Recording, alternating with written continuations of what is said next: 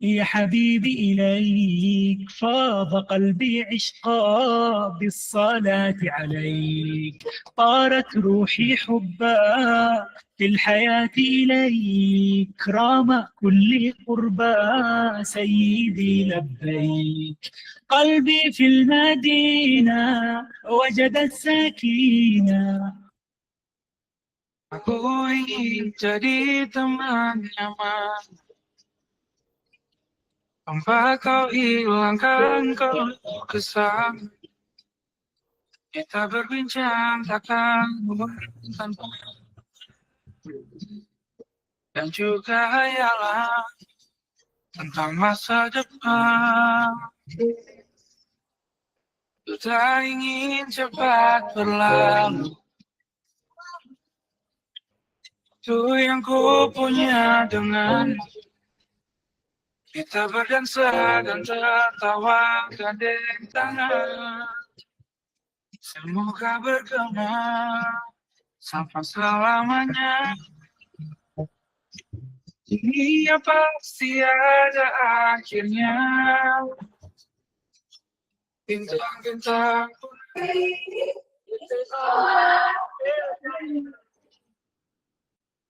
Tapi tetap bilang, ya udah nak, mintanya sama Allah ya, gitu.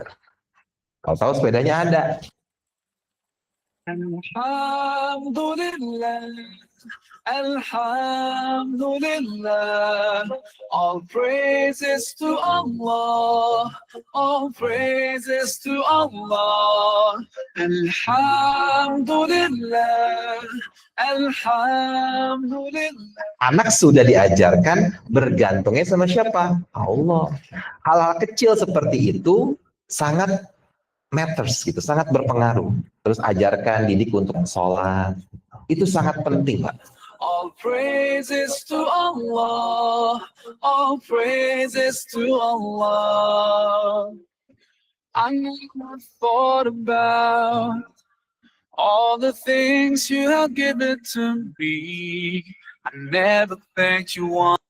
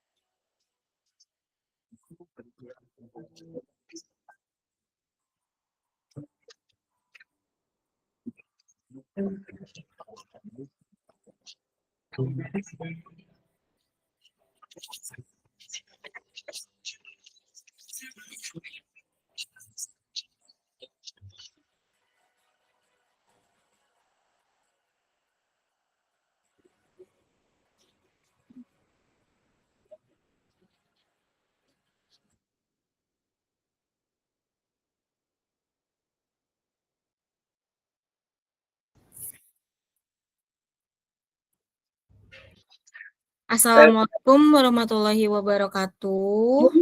Waalaikumsalam warahmatullahi wabarakatuh. Terima kasih Ustadz Asad sudah bergabung dalam acara webinar kali ini di hari Hari Rabu tanggal 5 November ya. Alhamdulillahirabbil alamin, segala puji bagi Allah Subhanahu wa taala yang telah memberikan kita nikmat iman, Islam dan kesehatan sehingga kita bisa berkumpul secara virtual dalam acara webinar pada hari ini. Salawat serta salam semoga tercurah kepada junjungan kita Nabi Muhammad SAW, keluarga, sahabat dan seluruh umatnya hingga akhir zaman. Perkenalkan, saya dengan Ika dari Aqobah Travel yang akan membantu acara jalannya webinar bersama Ustadz Asad dengan tema Restart Your Mind.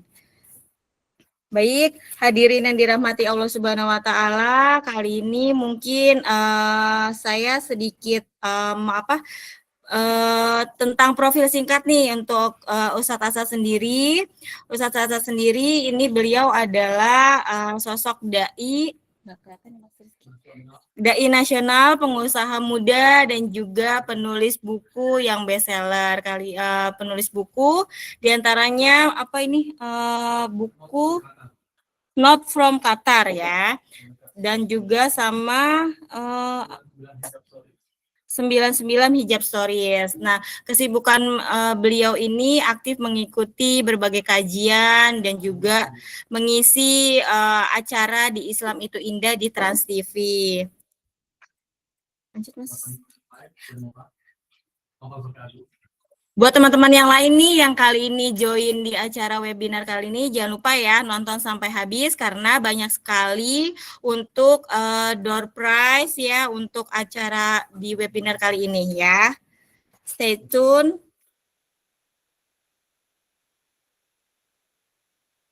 Oke, untuk mempersingkat waktu Ustadz Asad boleh dipersilakan Ustadz Asad memperkenalkan diri. Terima kasih.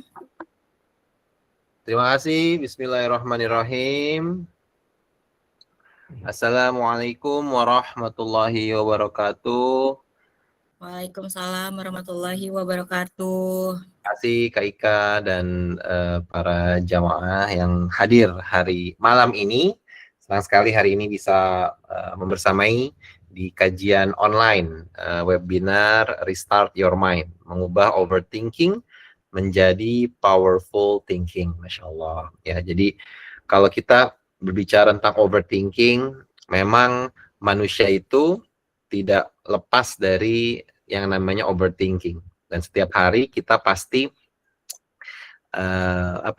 sering overthinking, ya kan? Dan overthinkingnya seringkali hal-hal yang mungkin sesuatu yang kita takutkan akan terjadi, yang kita khawatirkan bisa kena ke kita, sesuatu yang banyakkan mungkin negatifnya. Nah, sekarang di webinar malam ini insya Allah kita belajar nih bagaimana kita mengelola emosi, mengelola hati kita agar kita tidak overthinking kepada Allah ya.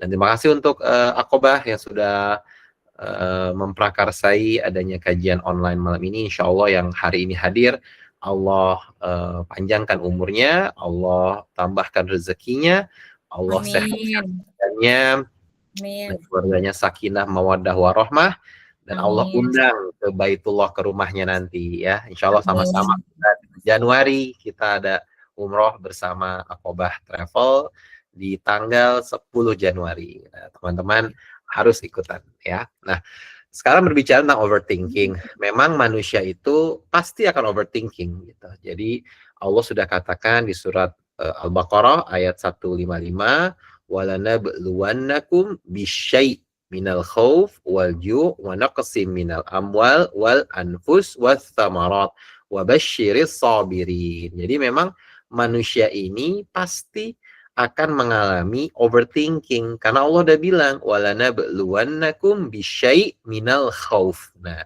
apa itu khauf? Khauf itu ya ketakutan, khauf itu kegalauan, khauf itu overthinking, sering memikirkan sesuatu yang sebetulnya nggak terjadi atau belum terjadi, tapi otak kita udah traveling ke mana-mana bahwa ini bisa terjadi, kalau ini kena ke saya gimana, kalau ini terjadi pada diri saya, pada keluarga saya seperti apa, kurang lebih seperti itu.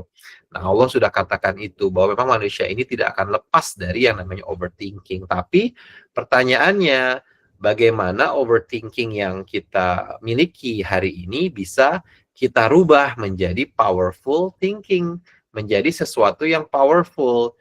Karena kita itu kan kita itu sering kali ya teman-teman, lebih sering overthinking itu hal-hal yang negatif, betul nggak?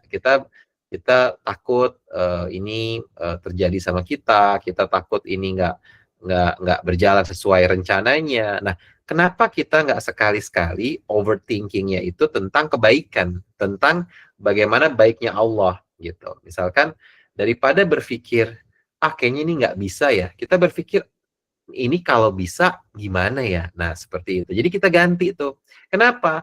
Karena Allah udah bilang, ana inda zonni abdi bi. Aku sesuai dengan prasangka hambaku. Jadi kalau hambaku berpikirnya baik tentangku, maka itu yang dia dapat. Jika hambaku berpikir buruk tentangku, itu juga yang dia dapat. Nah, inilah pentingnya kita overthinkingnya itu powerful thinking. Overthinkingnya tentang kebaikan. Kalau selama ini kita seringnya suuzon sama Allah, maka kita ganti teman-teman dengan cara apa? Husnuzon.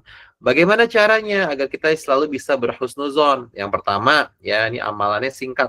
Amalannya bisa dikerjakan oleh siapapun. Ya, yang pertama, bagaimana agar kita bisa selalu positive thinking. Ya, yang pertama, baca Al-Quran. Ya, kenapa kita harus baca Al-Quran? Karena Al-Quran ini adalah sumber dari ketenangan hati. Ya, dalam hidup ini kita perlu yang namanya petunjuk, kita perlu yang namanya manual SOP. Ya, sama saat kita misalkan bekerja, teman-teman, itu udah ada di perusahaan itu peraturannya. Saat kita misalkan mau beli komputer aja, itu sudah ada SOP-nya, bagaimana menyalakannya, kemudian pada saat ada masalah bagaimana membetulkannya, dan segala macam. Nah, hal-hal yang kecil seperti itu aja, itu ada petunjuknya, ada SOP-nya. Bagaimana dengan kehidupan kita? Tentu kita perlu petunjuk. Nggak mungkin kita hidup ini tanpa arah. Nah, apakah petunjuk yang paling baik? Jawabannya adalah Al-Quran. Ya, ada di surat di firman Allah, huwal syahrul ramadhana huwallazi unzila fihi al-Qur'an hudal linnas wa bayyinatin minal huda. Di Al-Baqarah. Jadi bulan Ramadan diturunkan Al-Quran sebagai apa? Petunjuk hudan. Hudan linnas. Hudal linnas wa bayyinatin minal huda. Dan pembeda. Jadi kalau Al-Quran ini adalah petunjuk yang paling komprehensif, teman-teman. Ya, kalau satu petunjuk namanya hidayah. Tapi kalau komprehensif namanya hudan. Nah, hudan ini apa? Al-Quran. Nah, untuk ketenangan hati kita banyak baca Al-Quran. Ya. Dan turunannya, apa itu? Zikir nanti. Ya. Jadi, Allah katakan, ala bidzikrillahi tatma'innul qulub. Ya, kalau kita mengingat Allah, maka insya Allah hati kita akan menjadi tentram. Nah, jadi kita coba lihat nih, apakah kita hari ini sudah sering membaca Quran kah, atau kita lebih sering scrolling sosmed misalkan gitu kan, atau scrolling TikTok atau Instagram gitu. Nah, coba mulai hari ini mulai baca Al-Quran meskipun sedikit ya. Bacalah Al-Quran meskipun walau hanya satu ayat ya. Itu yang pertama. Yang kedua, cara kita menghilangkan overthinking adalah banyak bergaul, berteman dengan mereka yang positif, teman-teman. Jadi sangat penting kita memilih teman-teman yang bisa membawa kebaikan buat diri kita. Jangan berteman atau jangan memilih sahabat karib ya yang tidak sejalan dengan value kita, yang tidak memiliki nilai yang sama dengan kita, yang hobinya mungkin lebih sering misalkan lebih ke kecenderungan yang negatif, itu jangan. Tapi pilihlah sahabat, pilihlah teman yang memang bisa membawa kebaikan buat diri kita. Karena kata Nabi kan, seorang teman itu ya seperti penjual minyak wangi. Kalau yang baik ya, kita akan kecipratan wanginya, teman-teman. Meskipun kita nggak beli itu parfumnya, kita akan kecipratan kalau kita deket-deket sama penjual minyak wangi. Begitu juga kalau kita deketnya sama penjual besi ya, maka kita akan kecipratan bau besinya meskipun kita nggak beli itu besinya. Nah, itulah perumpamaan yang Nabi SAW sampaikan ketika kita memilih teman. Pilihlah teman yang baik, yang bisa mengajakmu kepada kebaikan, yang bisa mengajakmu ikut kajian, yang bisa mengajakmu ke panti sosial misalkan ya. Jangan teman yang mengajakmu tidur-tiduran aja, jangan teman yang mengajakmu hanya untuk gosip, jangan. Tapi pilihlah teman yang baik, ya, itu yang kedua. Yang ketiga, bagaimana caranya agar kita tidak overthinking? Minta sama Allah, doa sama Allah, minta pertolongan Allah, minta Allah nolongin kita. Karena memang tidak ada pertolongan yang lain yang bisa kita lakukan kecuali memohon kepada Allah. Manusia itu kan makhluk yang lemah, teman-teman. Kalau kita ingin bergantung kepada diri kita sendiri aja itu nggak mungkin. Kenapa? Karena kita ini makhluk yang lemah. Kita bergantung kepada manusia lain juga nggak mungkin, karena mereka juga manusia, orang-orang yang lemah. Tapi bergantung itu harus kepada sesuatu yang lebih kuat daripada kita. Siapakah dia? Allah Azza wa Jalla, ya. Contoh misalkan kita mau gelantungan nih teman-teman di pohon gitu ya. Coba bayangin kita gelantungan. Kalau kita gelantungannya di pohon apa? Toge misalkan, jatuh, ya kan? Kenapa? Karena nggak kuat. Yang ada mejret itu togenya tuh di pohon cabe. Tapi kalau kita gelantungannya di pohon beringin, misalkan atau di pohon kelapa gitu, maka kita akan kuat. Kenapa? Karena pohon beringin lebih kuat dari kita. Ya nggak? Dari segi ini ya, beratnya ya, bisa menopang tubuh kita. Nah, sama halnya ketika kita punya masalah, kita punya masalah, maka yang paling penting adalah kita bergantung kepada seseorang, atau bukan seorang, maaf, kepada zat ya yang lebih kuat daripada kita. Dan siapakah itu? Allah. Makanya kalau lagi punya masalah, lagi galau, lagi overthinking, teman-teman, itu curhatnya ke Allah. Paling enak curhat ke Allah. Online-nya 24 jam, Allah selalu mendengar doa kita, Allah nggak pernah nyuekin kita, dan Allah nggak pernah ninggalin kita. Ma wadda'aka rabbuka wa ma qala. Allah itu nggak pernah benci sama kita. Allah itu nggak pernah ninggalin kita. Allah itu nggak pernah jahat sama kita, nggak mungkin. Ya, kita udah lama nih misalkan nggak ingat sama Allah, kita lupa sama Allah, kita meninggalkan Allah. Lalu ketika kita mengucapkan istighfar, maka Allah langsung menerima tobat kita. Bayangkan, enak banget. Tapi kalau sama manusia, coba kalau kita udah lama nggak komunikasi misalkan, lalu kita nyapa mereka gitu ya, atau ada teman kita nyapa kita setelah sudah 7 tahun nggak pernah komunikasi misalkan, apa yang kita bayangkan, apa yang kita rasakan? Pasti kita membayangkan atau merasakan, wah, lo kemana aja nih, ya kan? Waktu lagi susah, lo ngilang. Sekarang waktu gua lagi baik, bagus gitu, lo datang. Nah, itulah manusia. Tapi kalau Allah tidak pernah seperti itu. Allah selama 24 jam selalu menunggu kita, teman-teman. Allah siapkan 5 kali dalam sehari. Bayangkan, 5 kali dalam sehari Allah menyiapkan untuk kita bisa bertemu dengan Allah di sholat subuh, sholat zuhur, maghrib, isya, dan asar. Ya. Tapi seringkali kita nggak datang. Allah panggil kita, Allahu Akbar, Allahu Akbar. Ya, sholat subuh, kita masih ngantuk gitu ya nih. Suara apa nih? Ya kan, sholat subuh ya. Akhirnya sholatnya terlewat. Kemudian sholat zuhur, asyhadu alla ilaha illallah. Kita lagi sibuk, lagi meeting, mungkin yang ibu-ibu lagi lagi arisan ya, akhirnya kelewat sholatnya. Asyhadu anna Muhammadar Rasulullah. Sholat asar, lagi apa nih? Sholat asar biasanya teman-teman lagi ngopi ya, atau lagi padel ya kan, atau lagi ya kumpul sama teman, akhirnya kelewat asarnya. Hayya 'alas shalah. Sholat maghrib tuh biasanya lagi apa nih? Kalau ibu-ibu lagi masak mungkin ya, atau lagi ngurus rumah, nyiapin makanan buat suami mau pulang dan lain-lain. Akhirnya tapi terlewat lagi maghribnya. Hayya 'alal falah. Isya kecapean, tiduran.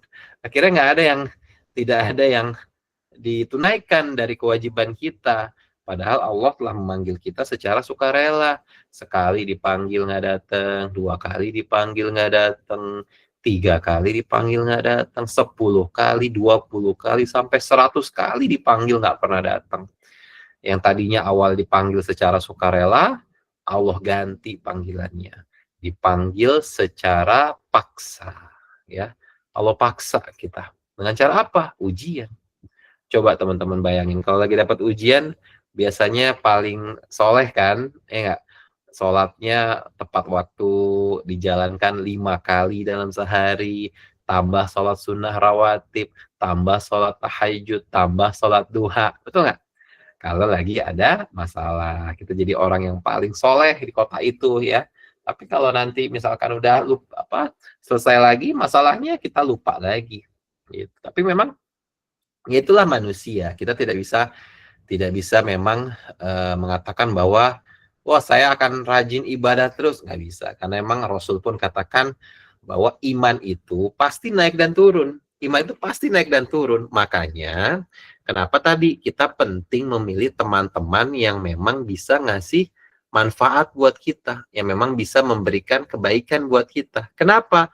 Karena teman yang baik akan ngajak kita kepada kebaikan. Kalau kita lagi lemes, kita nggak mau ibadah, kita nggak mau sholat, teman yang baik akan ngajak kita, ayo, gue lagi malas sih sholat, udah lu jangan malas, itu kita harus wajib sholat, karena sholat itu adalah kewajiban. Ya tapi bayangkan kalau misalkan kita nggak punya teman, tidak punya teman untuk sharing, maka kita akan kesulitan, kita akan merasa, aduh kayaknya berat ya ibadah sendirian ya. Iya berat, kenapa?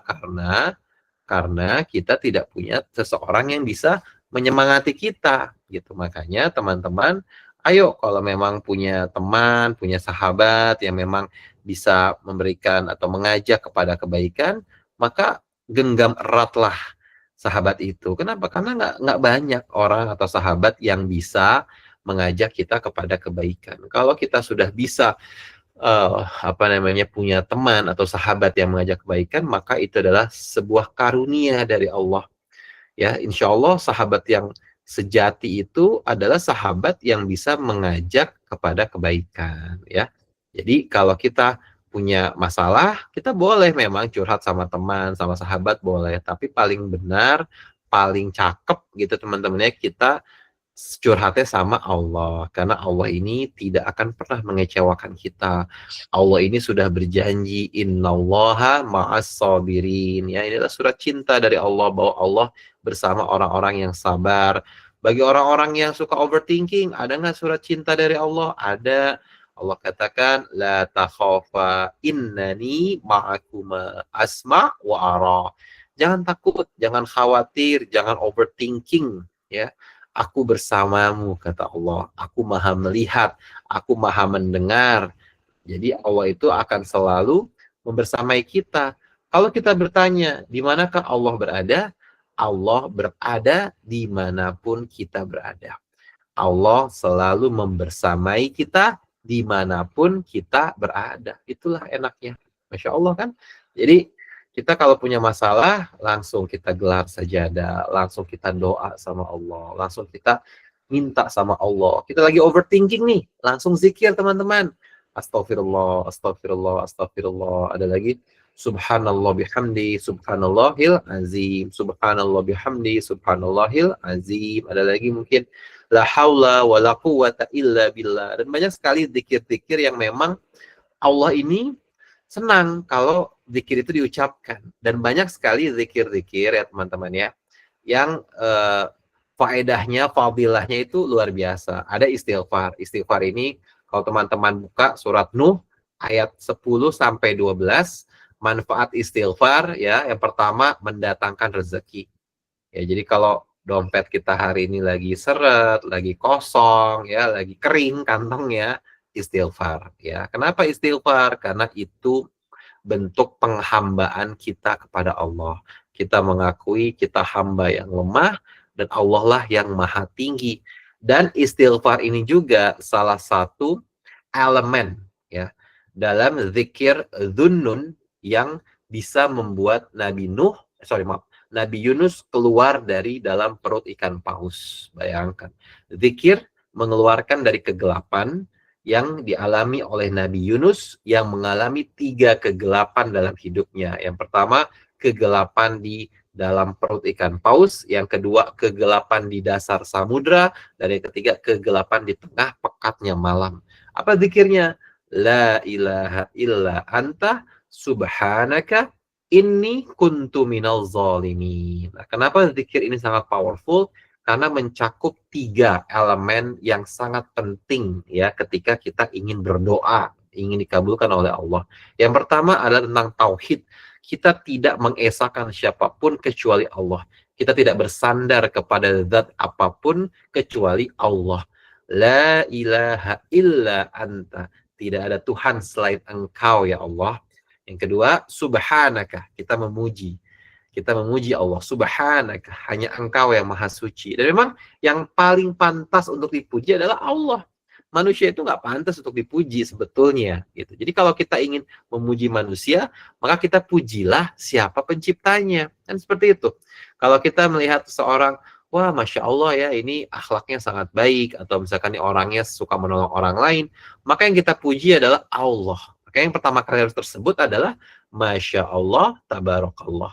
Begitu juga dengan orang yang dipuji. Ketika kita dipuji, teman-teman jangan bilang, oh iya emang gue begitu, jangan. Atau ya memang udah dari sananya nih, settingannya begitu nih, enggak. Tapi kita sebut apa? Masya Allah, Tabarakallah. Jadi kita ketika dipuji, kita pun memuji siapa yang membuat diri kita ini, yaitu Allah.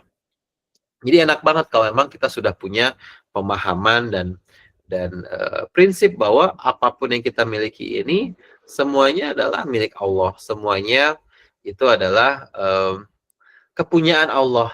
Dan itu juga bisa menghindarkan kita dari penyakit ain namanya, teman-teman. Apa itu ain? Ain itu adalah penyakit hati, penyakit mental. Ya, overthinking itu juga seringkali disebabkan oleh ain atau bisa menyebabkan ain. Nah, apa itu ain? Misalkan nih, ain itu kan ain itu mata ya.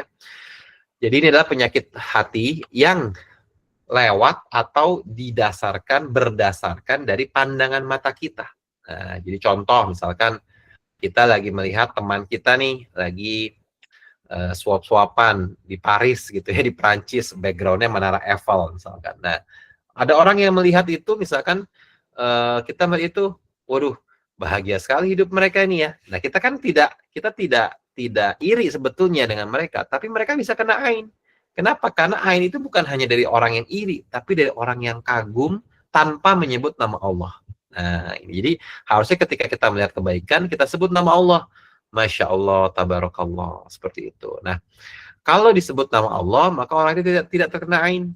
Makanya biasakan kalau kita nih kan sering kali mungkin hobi ya posting di sosmed gitu ya, atau misalkan kita posting di sosial media kita, di Twitter, di Instagram, di TikTok gitu ya. Nah, biasakan setiap kali kita memposting sesuatu, kita tambahkan tuh teman-teman. Kan biasa kan ada ya stiker Masya Allah, Tabarakallah gitu ya, atau Allahumma barik gitu. Nah, itu coba kita pasangkan tuh ya. Itu sehingga nanti kalau orang lagi ngebuka story kita, terus mereka melihat kita lagi dapat nikmat gitu ya, terus ada kata-kata Masya Allah, Tabarakallah, akhirnya mereka mengucapkan kata-kata itu. Oh, Masya Allah, Tabarakallah. Nah, akhirnya kita nggak kena ain gitu. Tapi memang lebih baik lagi ya sebisa mungkin kita jangan terlalu sharing tentang kebahagiaan kita yang berlebihan. Nggak usah seperti itu. Misalkan antara suami istri gitu ya, lagi ngobrol di videoin, lagi suap-suapan gitu ya di videoin, lagi bercanda-bercanda, romantis-romantis, colek-colekan, itu di videoin, jangan. Nggak perlu seperti itu. Jadi kalau bisa udah stay private, stay lay low gitu ya. Kita nggak perlu semua orang tahu gitu. Kenapa? Untuk menghindari tadi ain dan untuk menghindari overthinking. Ya nggak? Kita ini kan seringkali ya, sekarang ini kan era sosial media.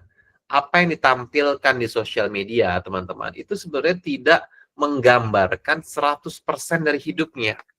Tapi seringkali kita karena dicekoki oleh itu merasa 15 detik sampai 30 detik kehidupan seseorang di story itu kita merasakan menganggap seolah-olah bahwa hidup mereka 100% seperti itu, padahal enggak.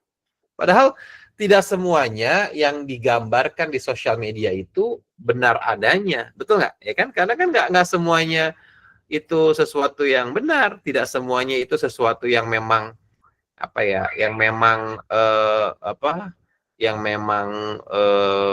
real dengan kondisinya. Bisa jadi enggak, bisa jadi yang mereka tampilkan hanya yang baik-baiknya saja, ya kan? Tapi karena kita jauh dari Allah, kita jarang ngaji, kita jarang datang kajian, ya, sehingga ketika dipanaskan oleh hal seperti itu, kita merasa, waduh, kok hidup dia nggak seperti hidup saya ya? Kok hidup dia kayaknya lebih lebih enak ya? Kok hidup dia kayaknya lebih lebih bahagia ya? Nah, inilah yang dilarang oleh Rasulullah, ya. Akhirnya kita jadi tidak bersyukur kepada Allah.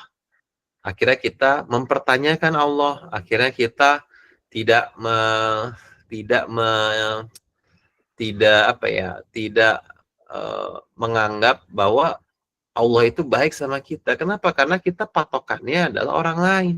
Tapi coba deh sekali-sekali kita benchmarknya ya itu adalah diri kita sendiri. Gitu. Pasti kita akan menjadi orang yang bersyukur. Tapi kalau kita selalu membandingkan hidup kita dengan hidup orang lain, maka itu kita nggak akan jadi orang yang bersyukur, teman-teman.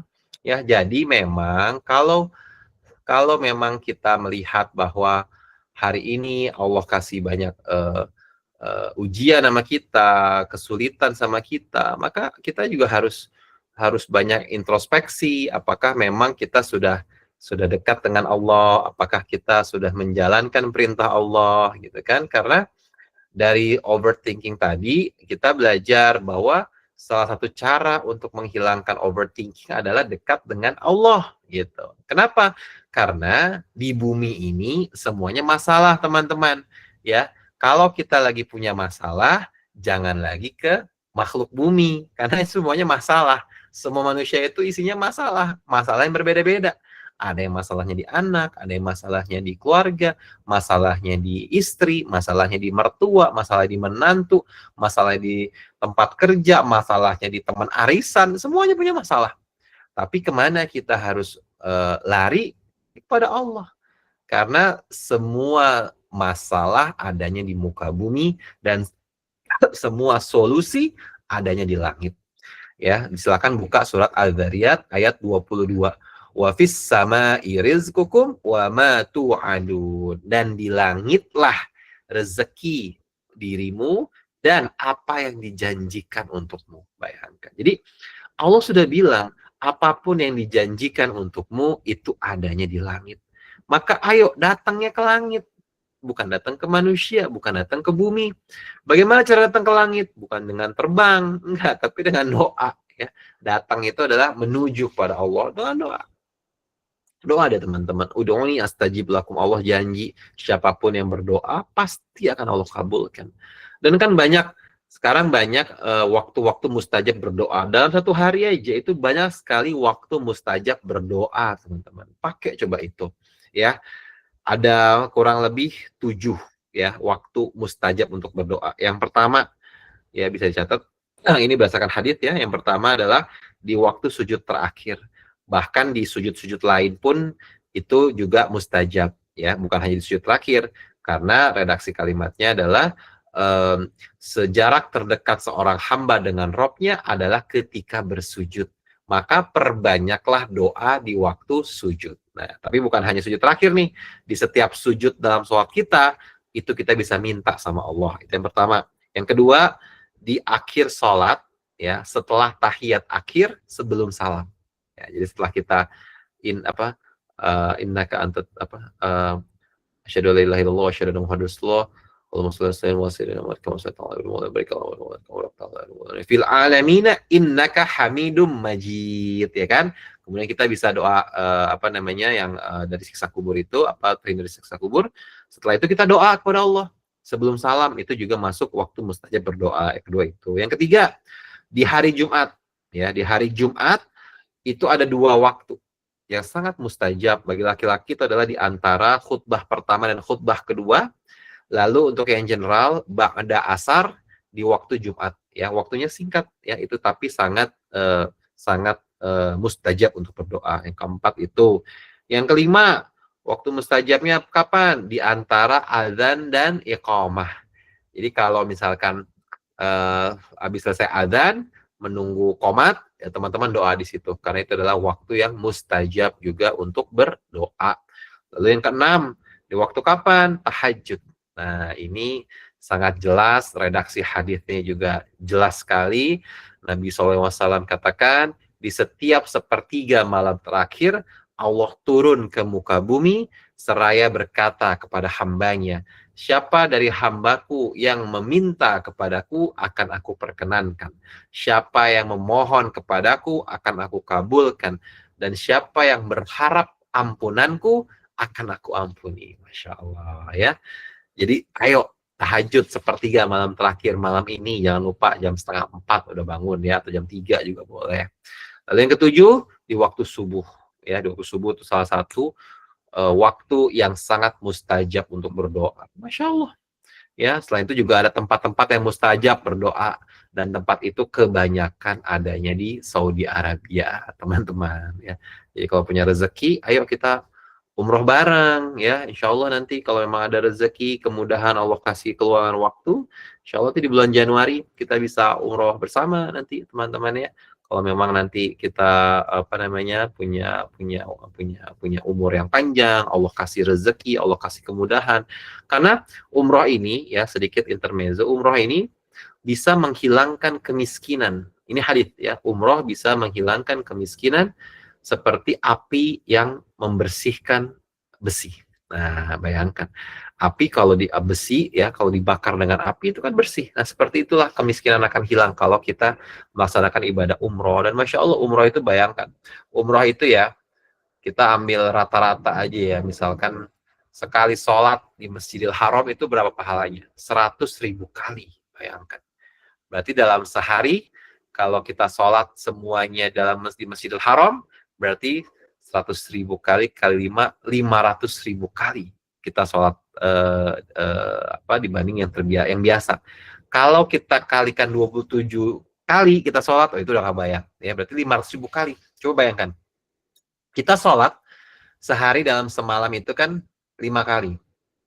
Ya, 5 kali dalam sehari berarti sebulan, berarti kalau setahun 5 kali 365 itu berarti kurang lebih 1.800 kali, teman-teman. Ya, anggaplah 2.000 kali. Ini anggap 2.000 kali ya.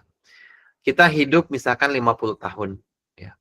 Berarti 2.000 kali itu kan per tahun ya. Kali 50 berarti kurang lebih 100.000 kali. Nah, bayangkan kita hidup 50 tahun, sholat aja itu baru 100.000 kali pahalanya. Sedangkan di Masjidil Haram hanya sekali sholat bisa mengalahkan pahala 50 tahun kita sholat. Kurang lebih ya, ekuivalennya kurang lebih seperti itu. Apalagi kalau sudah 2 kali, 3 kali. Jadi kalau ada keluangan waktu, ada rezeki, ayo kita sama-sama melaksanakan ibadah umroh. Ya, karena di sana ada tempat-tempat mustajab, teman-teman. Ada di Multazam, ya. Multazam itu kan tempat di antara Hajar Aswad dengan pintu Ka'bah. Ada di Hijr Ismail, ada di mana lagi tuh?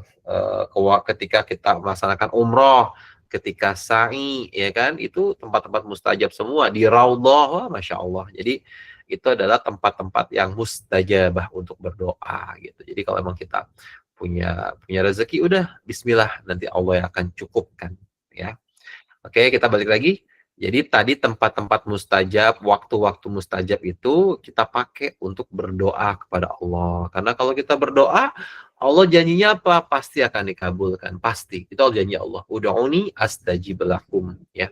Sehingga ketika kita mendapatkan masalah, ketika kita mendapatkan ujian, kita larinya kepada Allah, bukan mempersalahkan Allah. Karena tidak ada sesuatu apapun yang terjadi di hidup kita ini tanpa izin dan sepengetahuan Allah. Makanya Nabi SAW mengatakan, jika kamu mendapatkan musibah, jika kamu mendapatkan ujian, ya, wa idza asabaka syai' fala taqul law. Jangan katakan seandainya, nggak boleh. Ya. Kenapa? Karena kata-kata seandainya itu hanya membuka masuknya pintu syaitan dan menjadikan kita tidak bersyukur kepada Allah. Jadi kita nggak boleh nih, misalkan kita keseleo gitu ya, misalkan kakinya gitu, terus kita nyalahin, aduh nih gara-gara gua ikut ini nih olahraga padel misalkan, jadi kakiku keseleo gitu ya, atau misalkan kita kehilangan cincin misalkan, lalu kita nyalahin, seandainya saya nggak ikut arisan ini nih, mungkin saya nggak akan kehilangan cincin ini, nggak boleh. Jadi apapun yang terjadi dalam hidup kita, kita tidak boleh mengatakan seandainya dulu saya begini, seandainya dulu saya begitu, nggak boleh. Tapi apa yang Nabi ajarkan? Katakan qadarullah wa masya'a fa'ala. Jadi kita mengatakan bahwa semuanya ini sudah menjadi ketetapan Allah. Dan Allah Maha berkuasa untuk menjalankan apapun yang diinginkannya. Gitu. Jadi kalau kita punya masalah hari ini, ya kita kembali kepada Allah. Kita nggak boleh bilang, wah seandainya saya nggak sana, seandainya saya nggak ngelakuin ini, mungkin saya nggak akan dapat ujian ini. Nggak bisa. Karena Allah itu, teman-teman, memberikan ujian itu sangat spesifik. Tidak mungkin Allah salah alamat dalam memberikan ujian. Ya, Allah itu selalu tepat dalam memberikan ujian. Dan Allah bilang, setiap ujian itu akan sesuai dengan kadar kemampuan dari hambanya.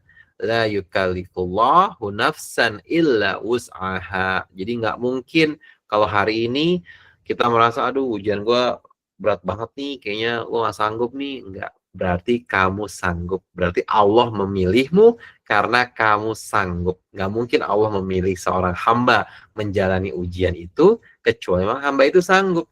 Dan tenang aja teman-teman, bukan hanya kita nih yang banyak masalah, bukan hanya teman-teman yang diselimuti oleh overthinking, kepalanya traveling setiap hari mikirin gimana masa depan saya, gimana nih nanti nasib orang tua saya, gimana nanti pekerjaan saya, gimana nanti keluarga saya kalau saya nggak punya penghasilan. Nah, jadi otak traveling terus tuh, overthinkingnya terus saya jalan. Nah, caranya kita mendekatkan diri kita kepada Allah, karena nggak mungkin kalau kita mengandalkan kemampuan kita sendiri, teman-teman, nggak mungkin. Ya, kita ini makhluk yang lemah, manusia itu sangat dhaif, sangat lemah, manusia itu pelupa, karena asal katanya manusia, nasia. Apa itu nasia? Pelupa. Ya, jadi kita ini suka lupa, suka PHP juga sama orang, PHP sama Allah, ya kan? Tobatnya tobat sambal, ya banyaklah macam-macam hal-hal yang mungkin seharusnya itu tidak kita lakukan. Tapi Allah baiknya maha baik. Allah itu tidak pernah tidak menerima taubat kita jika kita benar-benar ingin kembali kepada Allah. Itulah bedanya Allah dengan manusia, gitu ya. Makanya kalau kita sekarang lagi bingung, lagi pusing, ya, ayo minta pertolongan sama Allah, doa sama Allah. Dan Allah bilang di surat Al-Baqarah ayat 45, bagaimana cara minta pertolongan sama Allah? Dengan dua hal. Wasta'inu bis-sabri was-shalah, ya. Dengan cara apa? Yang pertama sabar, yang kedua sholat. Dan ternyata redaksi kalimat ini bukan hanya di Al-Baqarah 45, tapi ada juga di Al-Baqarah ayat 153. Sangat sama, bukan sangat sama, sangat persis dan mirip, ya. Kalau di 153 bahasanya, ya ayyuhalladzina amanu ista'inu bis-sabri was-shalah innallaha ma'as-sabirin. Tapi redaksi satu kalimat itu sama, ista'inu bis-sabri was-shalah, ya. Ya tadi Al-Baqarah 45, wasta'inu bis-sabri was-shalah, gitu. Jadi sabar dan sholat. Nah, sabar ini kita menerima apapun keputusan Allah, apapun ketentuan Allah, teman-teman. Kita menerima. Jadi sabar itu berasal dari keyakinan bahwa semua yang Allah berikan kepada kita itu sudah ketaker. Itu nggak mungkin salah alamat. Itu nggak mungkin salah perhitungan. Nggak. Tapi itu sudah ketaker. Makanya Allah minta kita untuk sabar. Sampai kapan sabarnya? Sampai Allah menentukan ini waktunya. Teman-teman, semua nabi-nabi itu orang-orang soleh, ya. Mereka itu kalau berdoa, itu juga harus menunggu, teman-teman. Nggak ada yang doanya itu hari ini doa, mungkin besok langsung dikabulkan. Mungkin ada. Tapi mereka pun menunggu. Bayangkan, Nabi Zakaria menunggu untuk mendapatkan anak itu hampir 100 tahun, ya, 70 tahun mungkin. Jadi beliau ini menikah di umur 30 tahun, lalu beliau ini mendapatkan anak di umur 100 tahun, bayangin 100 tahun loh, udah tua, rambutnya sudah memutih kalau dalam Al-Qur'an, ya. Nah, apakah teman-teman mengira atau merasa bahwa Nabi Zakaria ini sejak menikah di umur 30 tahun sampai umur 100 tahun, apa iya Nabi Zakaria ini tidak berdoa ingin diberikan keturunan? Pasti berdoa. Makanya bahkan sampai diabadikan di surat Maryam, ya. Surat Maryam itu adalah ayat atau surat tentang keajaiban. Nabi Zakaria sampai memohon kepada Allah. Nabi Zakaria tidak pernah berhenti meminta kepada Allah. Kenapa? Karena dia tahu yang bisa menolongnya hanya Allah. Karena pada saat itu istrinya sudah divonis, mandul. Jadi bagaimana mungkin seseorang yang mandul kemudian punya anak? Nah, makanya Nabi Zakaria tidak pernah berhenti berdoa. Dan apa? Allah kabulkan. Di usianya yang hampir menginjak 100 tahun, Allah berikan seorang anak. Bukan hanya Nabi Zakaria, ada juga Nabi Ayub. Diberikan penyakit oleh Allah sampai 18 tahun, bayangkan. Coba kita sakit 2 hari, 3 hari aja udah, ya Allah berat banget nih ya Allah penyakitnya. Gitu. Nah, kan Nabi Ayub menunggu selama 18 tahun, bayangkan, untuk dikabulkan doanya. Ada juga Nabi Muhammad, teman-teman. Bayangkan, Nabi Muhammad maksum, terjaga dari dosa, ketika berdoa kepada Allah, bergumam, ya, ingin memindahkan kiblat untuk kaum muslim dari Baitul Maqdis awalnya ke Ka'bah, ya, itu butuh waktu 17 bulan. Setahun lebih. Nah, kita Nabi bukan, Rasul bukan, gitu kan, sering ngegosip, ngegibah misalkan, sering ngolah-ngolah gitu. Nah, doanya malam, pengennya besok pagi langsung Allah kabulkan. Bukannya tidak mungkin, mungkin, insya Allah mungkin, tapi akan lebih baik jika kita bisa menunggu, ya, kita menunggu kapan waktu terbaiknya. Kenapa? Karena hanya Allah yang tahu kapan waktu terbaiknya. Kita nggak tahu. Kita itu lemah pengetahuannya, teman-teman. Kita hanya bisa mengetahui apa yang kita pelajari, betul nggak? Ya, kita belajar kedokteran, ya kita paham kedokteran, tapi mungkin teknik kita nggak paham. Kita belajar di industri teknik misalkan, tapi mungkin di kedokteran kita nggak akan paham. Tapi Allah maha mengetahui seluruh ilmu pengetahuan di dunia ini. Dan apa yang menurut kita mungkin nggak baik, menurut Allah bisa jadi itulah yang baik. Dan apa yang menurut kita baik, ternyata Allah bilang, ini nggak baik buat kamu. Ya, Al-Baqarah 216. Wa'asa antakrahu syai'an wa huwa khairul lakum. Wa'asa antuhibbu syai'an wa huwa syarrul lakum. Wallahu ya'lamu wa antum la ta'lamun. Ya, jadi Allah itu maha mengetahui apa yang tidak kita ketahui. Allah itu maha melihat apa yang tidak kita lihat. Allah itu maha mendengar apa yang tidak kita dengar. Gitu, teman-teman. Ya, jadi kami coba wrap up ya untuk kajian online malam ini. Jadi untuk menjadikan overthinking menjadi powerful thinking, yang pertama adalah perbanyak membaca Al-Quran. Karena Al-Quran ini adalah hudal linnas, petunjuk bagi umat manusia. Minimal sehari 1 ayat, minimal banget. Kalau mau agak lebih dikit ya sehalaman lah ya, gitu. Atau sejus lah, sejus kan nggak harus halaman kadang ya.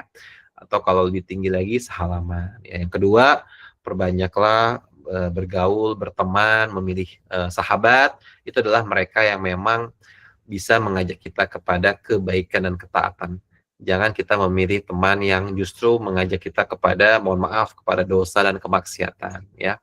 Yang kedua, dan yang ketiga apa?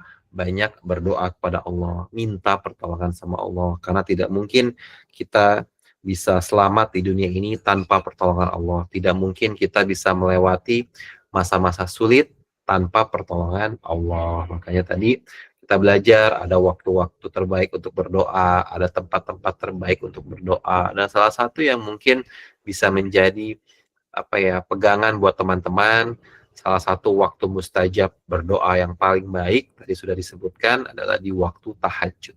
Ya, itu the best banget. Itu janji Allah. Kalau teman-teman mau tahu apa dahsyatnya tahajud, teman-teman bisa buka surat Al-Isra ayat 79 sampai 80 ya. A'udzubillahi minasyaitonirrajim. Bismillahirrahmanirrahim. Wa minal laili fatahajjad bihi nafilatan lak. Asa ayyab'atsaka rabbuka maqaman mahmuda wa qur rabbi adkhilni mudkhala sidqin wa akhrijni mukhraja sidqin waj'ali min ladunka sultanan nasira. Jadi bagi orang-orang yang tahajud, Allah berikan 4 keutamaan yang tidak didapatkan oleh mereka yang tidak tahajud. Yang pertama, wa minal laili fatahajjad bihi nafilatan lak asa ayyab'atsaka rabbuka maqaman mahmuda. Allah akan angkat derajat teman-teman ya, derajat kita semua ke tempat yang lebih tinggi, yang terbaik, sehingga para ahli tahajud ya mereka akan diberikan kemudahan dalam karirnya, dalam pekerjaannya, dalam usaha-usahanya. Itu janji Allah. Yang kedua, orang yang tahajud waqur rabbi adkhilni mudkhala sidqin. Allah akan masukkan ke dalam circle yang terbaik, circle orang-orang soleh, circle-nya orang-orang yang keren gitu ya, bukan mereka yang jahat, bukan mereka yang toksik, tapi circle dari mereka yang soleh ya. Itu yang kedua. Yang ketiga, wa akhrijni mukhraja sidqin. Allah akan keluarkan dari masalah yang menyelimuti dalam hidupnya. Itu yang ketiga. Dan yang keempat apa? Waj'ali min ladunka sultanan nasira. Allah akan tolong jika ada orang yang ingin berbuat jahat kepadamu. Gitu teman-teman ya. Oke, baik, sudah pukul 21 ya, mungkin jika ada yang ingin tanya jawab, ada yang ingin bertanya, silahkan.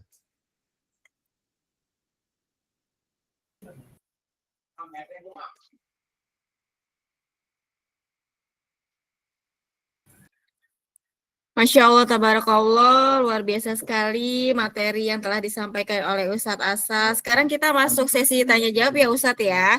Bagi peserta yang mau bertanya, boleh untuk raise hand terlebih dahulu dan open mic-nya, baru nanti akan dijawab sama oleh Ustadz Asa. Terima kasih.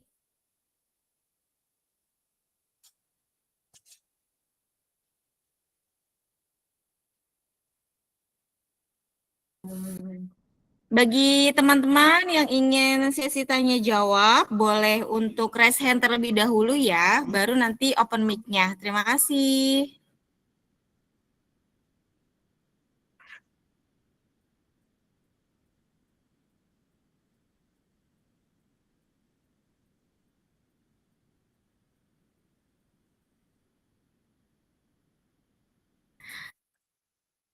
Untuk teman-teman di sini, apakah ada yang ingin bertanya?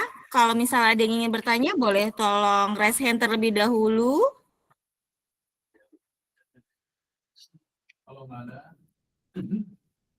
Kita tunggu sampai 5 menit ya, bagi teman-teman yang ingin bertanya.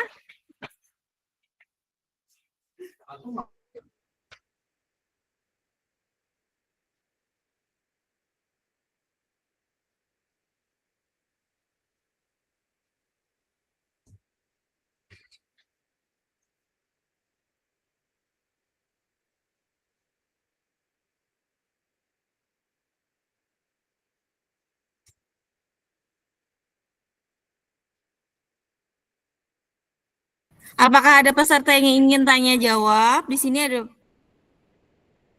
Boleh tolong raise hand terlebih dahulu.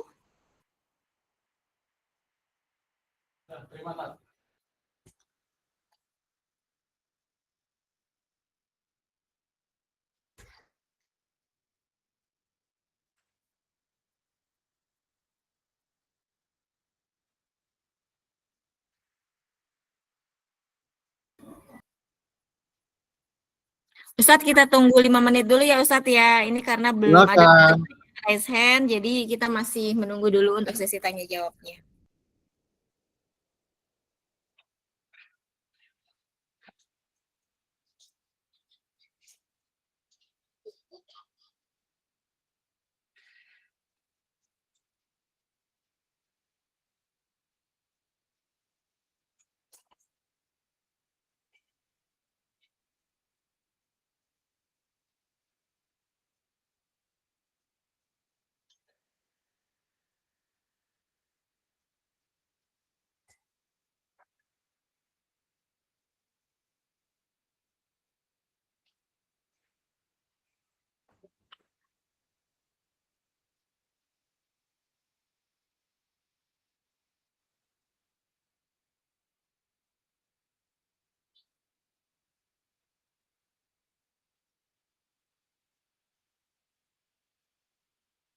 Are you ready? Ready?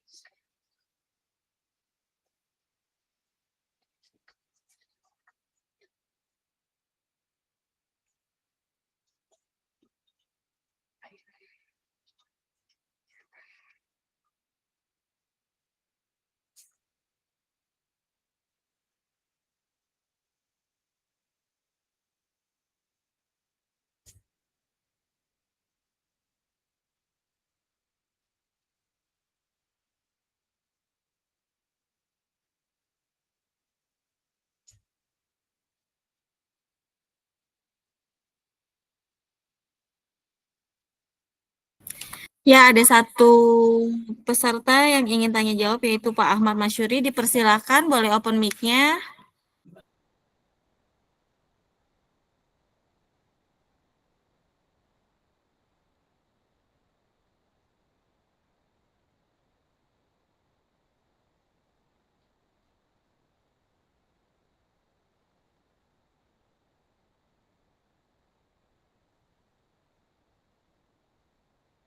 Ya, silakan.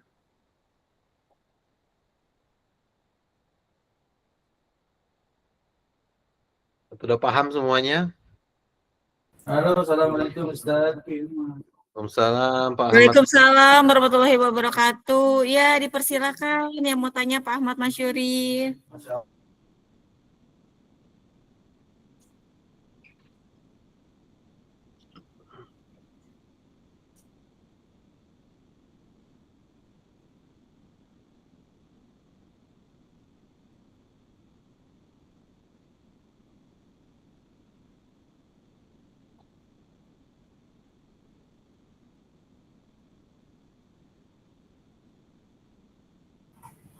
Ustadz, apakah sudah jelas untuk pertanyaannya, Ustadz? Nanya di mana nih beliau? Di sesi sini, Ustadz. Open mic-nya apakah kedengaran tadi? Enggak kedengeran. Oh, baik, sebentar. Enggak ada suaranya sih tadi.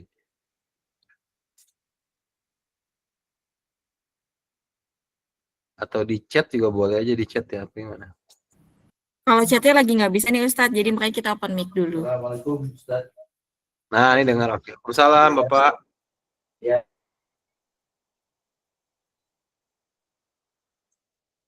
Halo? Hilang suaranya. Apa ini ya? Coba wifi-nya mana? Dengar nggak suara saya? Kedengeran. Ya, kedengeran. Oh iya, oke. Baik. Gimana Pak? Untuk masalah menangani kita kan setiap masalah gitu Ustaz. Nah, ada cerita juga Ustaz kata guru saya itu seperti Siti Hajar ketika mendapatkan masalah untuk mencari air minum untuk anaknya gitu Ustaz. Mungkin lebih jelasnya bagaimana itu Ustaz, biar kita dapat gambaran dalam masalah ini gitu Ustaz. Terima kasih Ustaz. Gimana Pak? Izin gimana? Ada masalah apa? Maaf. Enggak. Ya, masalah Siti Hajar, beliau mendapatkan masalah yaitu mencari air untuk anaknya. Mungkin Ustadz ada cerita lengkapnya tentang riwayat tersebut, Ustadz. Oke, baik Bapak, terima kasih. Jadi memang kisah-kisah Siti Hajar bersama anaknya Ismail gitu ya, itu secara eksplisit ada di Al-Quran di surat Ibrahim ayat 37 kalau tidak salah, dan Al-Baqarah ayat 25 sampai 27. Kalau yang bisa kita lihat dari ini ya, lesson learned atau ibroh dari kita itu manusia bisa berusaha dengan semaksimal mungkin, tapi hasil akhir itu Allah yang menentukan gitu. Siti Hajar itu berlari dari Bukit Sofa ke Bukit Marwah sebanyak 7 kali, bayangkan. Tapi ternyata ya, ketika dia berlari di antara Bukit Sofa dan Bukit Marwah untuk mencari air untuk anaknya Ismail, ternyata Allah tidak mengeluarkan airnya di situ, tapi Allah mengeluarkan airnya di dekat telapak kakinya Nabi Ismail kecil, ya di situ. Sehingga ibroh yang bisa kita pelajari, yang dapatkan adalah bahwa manusia itu bisa berencana, tapi Allah lah sebaik-baik perencana. Wallahu khairul makirin, dan hanya Allah sebaik-baik perencana. Kenapa seringkali rencana manusia tidak sejalan dengan rencana Allah? Karena Allah ingin menunjukkan bahwasanya rencana manusia bisa saja gagal, rencana manusia bisa saja tidak sempurna, tapi rencana Allah lah yang tidak pernah gagal dan yang pasti sempurna gitu. Jadi kalau kita belajar dari kisah Siti Hajar dan Nabi Ismail, tentu banyak sekali ibroh yang didapatkan, bukan hanya pada saat mereka ditinggalkan oleh Nabi Ibrahim gitu ya, atau Siti Hajar kemudian mencari air Zam-Zam, mencari air di Bukit Safa, Bukit Marwah, tapi lebih kepada bagaimana ujian yang dialaminya dijalani dengan penuh keimanan. Bayangkan seorang Siti Hajar bersama anaknya ditinggalkan sendirian oleh suaminya, bukan ditinggalkan di rumah atau ditinggalkan di hotel gitu ya, tapi ditinggalkan di padang tandus yang tidak ada makhluk pada saat itu. Dan ketika Siti Hajar bertanya kepada Nabi Ibrahim, kenapa kamu lakukan ini? Apakah ini adalah perintah Allah untuk meninggalkan aku dan Ismail? Lalu saat Nabi Ibrahim mengatakan, iya, ini adalah perintah Allah. Maka Siti Hajar tidak memiliki jawaban apapun terhadap jawaban Nabi Ibrahim. Dia hanya mengatakan, baik, kalau memang ini adalah perintah dari Allah, maka saya yakin Allah tidak akan menyia-nyiakan kami. Gitu kurang lebih.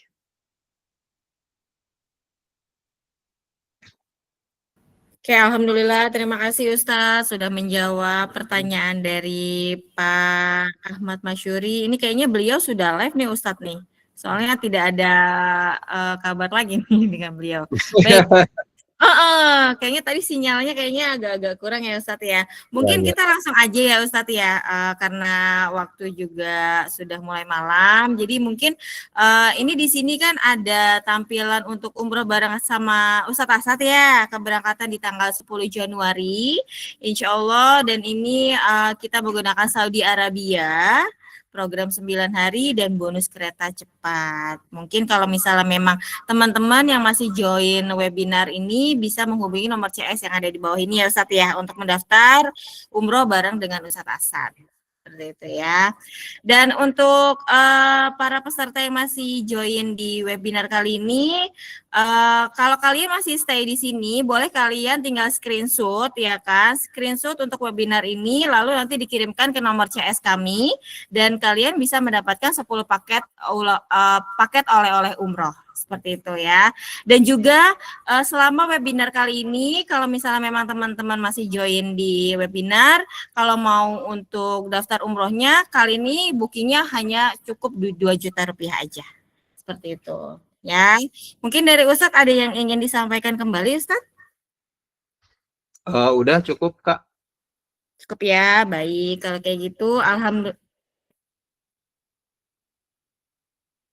Oh iya, ini kali ini sebelum kita tutup, kita ada pengundian terakhir nih Ustadz. Siapa tahu yang beruntung ini bisa mendapatkan saldo GoPay senilai 50.000 ya. Kita mulai ya Ustadz ya untuk pengundiannya ya Ustadz ya. Silakan.